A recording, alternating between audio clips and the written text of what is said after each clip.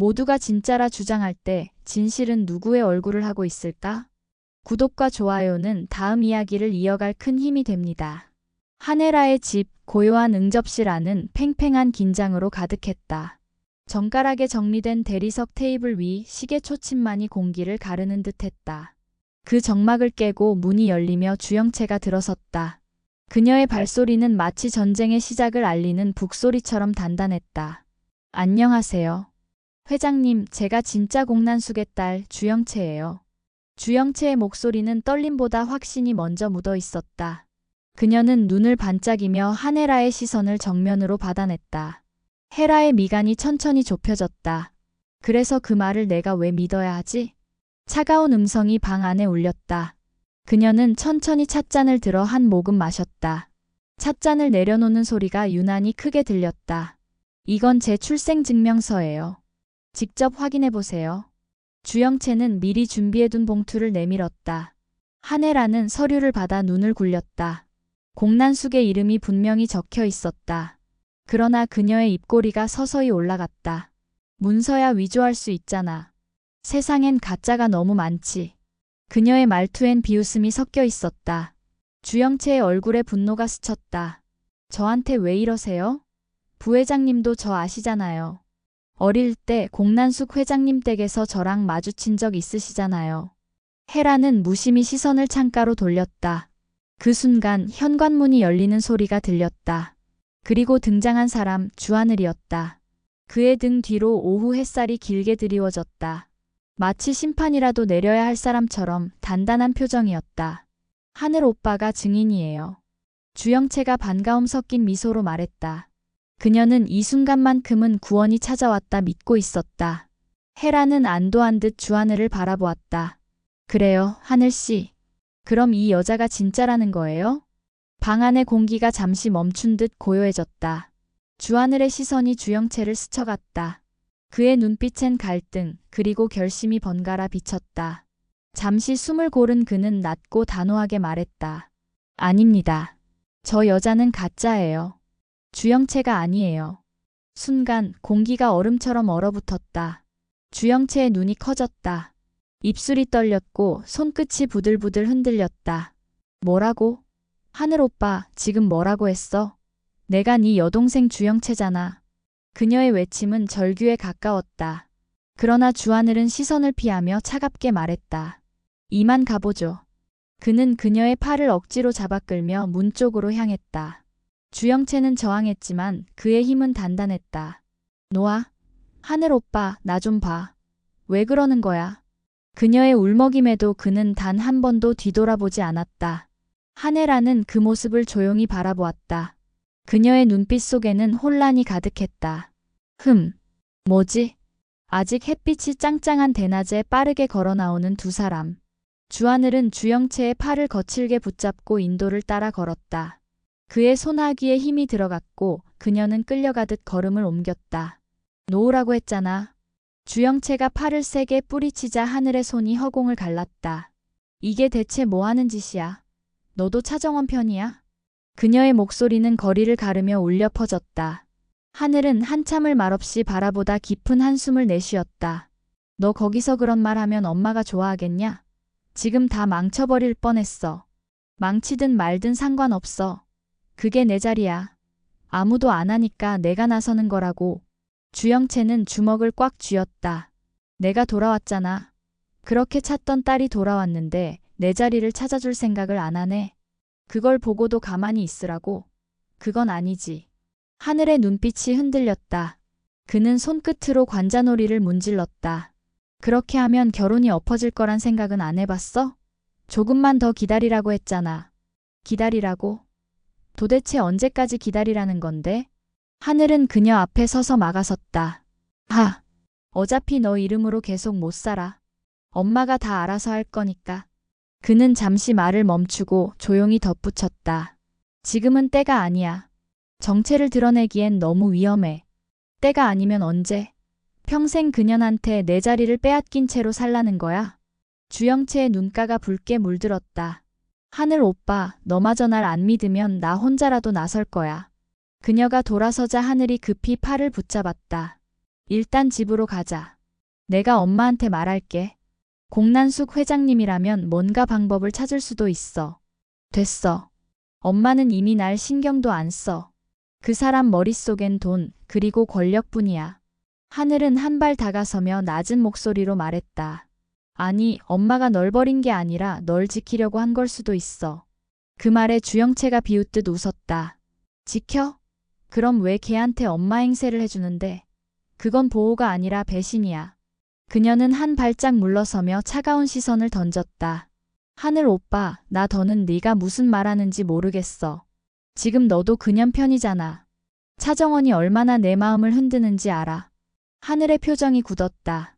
그녀의 말은 전곡을 찔렀다. 그만해. 지금은 그런 감정 섞을 때가 아니야. 아니야, 맞아. 네가 나를 도와주지 않는 이유, 그 여자를 사랑해서잖아. 주영채. 하늘이 낮게 소리쳤다. 그녀는 고개를 돌려 눈물을 삼켰다. 그래. 사랑이면 어때? 그게 네가 택한 길이라면 난 내 길을 갈게. 그녀의 발걸음은 망설임 없었다. 하늘은 그 뒷모습을 바라보다 손을 뻗었지만 끝내 잡지 못했다. 바람이 불며 두 사람 사이의 거리만큼 냉기가 감돌았다. 멀리서 자동차 경적이 울렸지만 그 소리마저 두 사람의 침묵을 깨지 못했다. 하늘은 홀로 남은 자리에서 허공을 바라보며 중얼거렸다. 네가 그렇게 나서면 다 끝나버릴 텐데. 그는 휴대폰을 꺼내들었지만 누구에게 전화를 걸어야 할지 몰랐다. 그의 마음속엔 두 이름이 엉켜 있었다. 주영채 그리고 차정원. 그는 눈을 감았다. 머릿속을 스치는 건 주영채의 분노한 얼굴, 그리고 정원의 웃음이었다. 누굴 지켜야 하는 거지? 하늘은 스스로에게 묻듯 중얼거리며 깊은 밤속으로 천천히 걸음을 옮겼다. 그의 뒷모습은 외로웠다. 그리고 그 그림자 너머 또 다른 폭풍이 다가오고 있었다. 누가 진실을 말하고 누가 거짓을 숨기든 이제 그 모든 균형은 서서히 무너질 준비를 하고 있었다. 회장님, 오늘은 표정이 영 안 좋으시네요. 홍 셰프가 차를 내리며 웃음을 흘렸다. 하지만 그 웃음 뒤에는 뭔가를 이미 알고 있다는 듯한 묘한 기운이 섞여 있었다. 공난숙은 두 손을 깍지 낀 채 차가운 눈빛으로 창밖을 응시했다. 홍 셰프, 노민구 그놈 어디로 사라졌는지 아세요? 그녀의 목소리는 평소보다 낮고 묘하게 눌려 있었다. 그는 고개를 살짝 기울이며 말했다. 등잔 바로 밑에 있구만. 뭐라고요? 난숙의 눈이 좁혀졌다. 등잔 밑이라. 그녀는 한순간에 머릿속을 스쳐가는 수많은 장소들을 떠올렸다. 그리고 문득 떠오른 한 장소. 아, 그렇군. 그녀는 곧장 구실장을 불렀다. 문이 열리자 구실장이 허겁지겁 들어왔다. 회장님 부르셨습니까? 당장 준비해. 차정원 집으로 간다. 지금 당장. 구실장이 놀란 얼굴로 물었다. 정원 씨 댁으로요? 밤이 늦었습니다만. 등잔 밑이 제일 어둡다잖아. 홍 셰프 말이 틀린 적 없었지. 그놈이 거기 숨어 있을 거야. 홍 셰프는 그녀의 결심을 확인한 듯 묘하게 미소 지었다. 회장님 촉이라면 이번에도 틀리지 않을 겁니다. 난숙은 외투를 걸치며 구실장에게 짧게 말했다. 차 시동 걸어. 그리고 본사 경비팀에 연락해. 혹시 모를 상황에 대비하게. 저택복도를 걸어 나오는 그녀의 걸음엔 망설임이 없었다. 하이힐이 대리석 바닥에 부딪힐 때마다 그 소리는 마치 복수의 행진곡처럼 울려 퍼졌다. 홍 셰프는 그녀의 뒷모습을 바라보며 조용히 중얼거렸다. 등잔 밑의 그림자 그 안에 갇힌 진실이 곧 모습을 드러내겠군. 그리고는 고개를 숙이며 의미심장한 미소를 지었다. 잠시 후 공난숙은 검은 차에 올라탔다. 차 안에서는 구실장이 목적지를 확인하듯 물었다. 회장님, 정말 차정원 씨 댁에 노민구가 있을까요? 확신은 없어. 하지만 내 감은 틀리지 않아. 그녀는 창문 밖을 바라보며 낮게 중얼거렸다. 고계집애가 숨겨준 건가? 밤하늘에 번쩍이는 번개가 차창에 비쳤다. 그것은 마치 진실의 불씨가 곧 터질 것을 암시하듯 난숙의 얼굴 위로 짧은 빛을 남겼다. 그리고 멀리 주상복합단지의 고층 아파트 불빛이 하나둘 꺼져가는 그 시각. 그 불 꺼진 한 집 안에서 노민구는 조용히 숨을 죽인 채 창문 너머를 바라보고 있었다. 그의 손에는 아직 피가 마르지 않은 듯한 상처가 남아 있었다. 망할 년들 내가 왜 이렇게 됐는지 꼭 보여주겠어.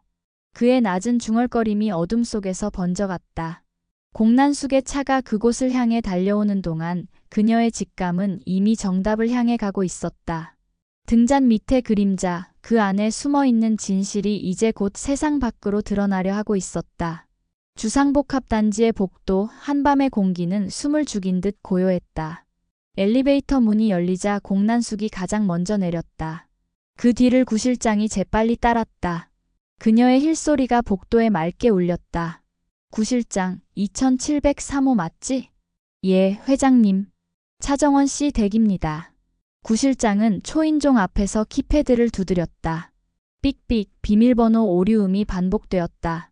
그는 난감한 얼굴로 돌아봤다. 회장님 비번이 바뀐 것 같습니다. 공난숙의 표정이 굳어졌다. 비번을 바꿨다고? 그녀는 낮게 중얼거렸다. 이것들이. 난숙은 벽에 손을 짚고 잠시 생각에 잠겼다. 곧 결단하듯 고개를 들었다. 마스터키 가져와. 그녀의 목소리는 명령이 아닌 선언이었다. 구실장이 서둘러 내려가 경비실로 향했다.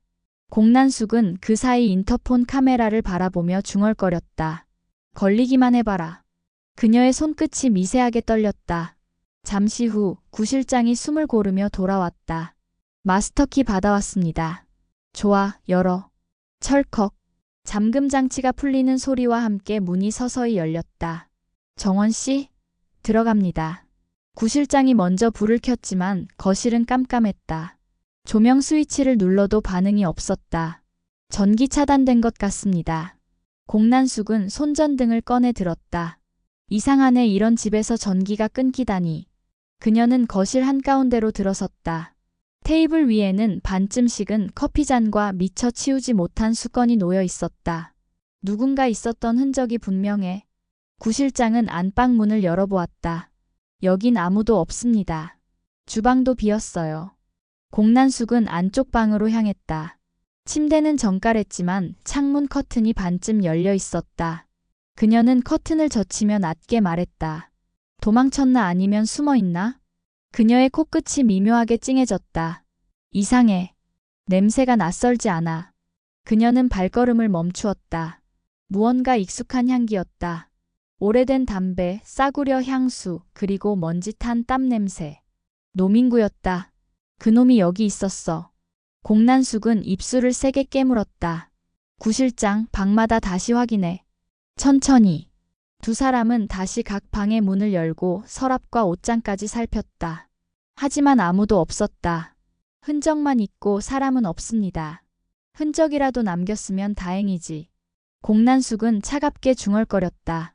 그녀는 잠시 생각에 잠기더니 구실장을 돌아봤다. 잠깐 철수하자. 이 근처에 있으면 반드시 모습을 드러낼 거야. 예, 회장님. 두 사람은 조용히 집을 나섰다. 문이 닫히는 소리와 함께 복도는 다시 고요해졌다. 몇 분이 지났을까? 어둠 속 옷장 문이 아주 천천히 삐걱 소리를 내며 열렸다. 안에서 노민구가 얼굴을 내밀었다. 식은땀에 젖은 머리카락이 이마에 붙어 있었다. 그는 한동안 문틈으로 밖을 살피다가 안도의 한숨을 내쉬었다. 하마터면 들킬 뻔했잖아. 그의 목소리는 거의 속삭임에 가까웠다. 온몸이 긴장으로 굳어 있었고 숨소리조차 조심스러웠다. 그는 벽에 기대앉아 주머니에서 핸드폰을 꺼냈다. 전원이 켜지며 희미한 불빛이 비쳤다. 배터리 잔량 1%. 하씨, 여길 어떻게 알고 온 거야? 그의 얼굴에 불안이 스쳤다. 노민구는 곧바로 차정원에게 전화를 걸었다. 하지만 고객님이 전화를 받지 않아. 라는 음성만 들렸다. 그는 핸드폰을 쥔 채 욕을 내뱉었다. 젠장, 지금 이럴 때가 아닌데. 핸드폰 화면이 꺼지자 어둠이 다시 그를 삼켰다. 그는 주방으로 다가가 물 한 잔을 마시며 떨리는 손을 가라앉혔다. 이걸 어떻게 해야 되지? 그의 시선이 창문으로 향했다. 밖에는 복도 조명이 깜박이고 있었다. 누군가 아직 완전히 떠나지 않은 듯한 불안한 기운이 감돌았다. 노민구는 숨을 고르며 스스로를 다독였다. 괜찮아.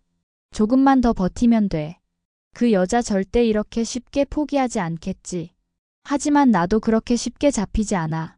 그는 장롱 속에서 작은 가방을 꺼내 들었다.